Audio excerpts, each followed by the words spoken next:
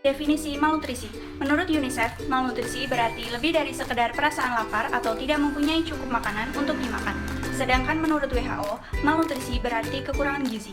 Gizi kurang adalah bentuk dari malnutrisi sebagai akibat kekurangan ketersediaan zat gizi yang dibutuhkan oleh jaringan tubuh. Penyebab malnutrisi secara umum adalah rendahnya tingkat pendidikan, rendahnya tingkat pengetahuan, dan rendahnya tingkat pendapatan keluarga.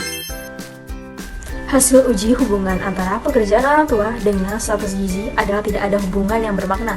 Menurut Adilat Zalul 2009, gizi anak dengan kepala keluarga yang bekerja sebagai pekerja mekanik di pabrik lebih baik daripada yang bekerja sebagai pedagang. Karena pekerja mekanik di pabrik menghasilkan pendapatan yang tinggi daripada yang lain di daerah. Dari pernyataan tersebut, dapat disimpulkan bahwa dengan penghasilan yang lebih tinggi, maka kebutuhan gizi anak akan terpenuhi dengan baik. Pekerjaan orang tua itu sendiri tidak dapat dijadikan sebagai tolak ukur kondisi status gizi siswa, karena siswa dengan kategori sangat kurus dan gemuk terdapat pada kategori pekerjaan PNS, TNI Polri, dan karyawan swasta. Siswa dengan kategori kurus, normal, dan obesitas terdapat pada kategori pekerjaan wira swasta. Jadi, belum tentu pekerjaan PNS, TNI Polri mendapatkan pendapatan lebih tinggi dibandingkan karyawan swasta maupun wira swasta, dan begitu juga sebaliknya. Pendidikan ibu merupakan penentu yang kuat untuk ketahanan hidup seorang anak daripada ekonomi rumah tangga. Sejumlah penelitian telah mendukung penemuan ini bahwa besar dan pentingnya pengaruh pendidikan ibu dapat melebihi pengaruh pendapatan keluarga. Menurut Harvard 2010, jelas pendapatan rendah memiliki pengaruh negatif pada makanan dan kesehatan secara keseluruhan.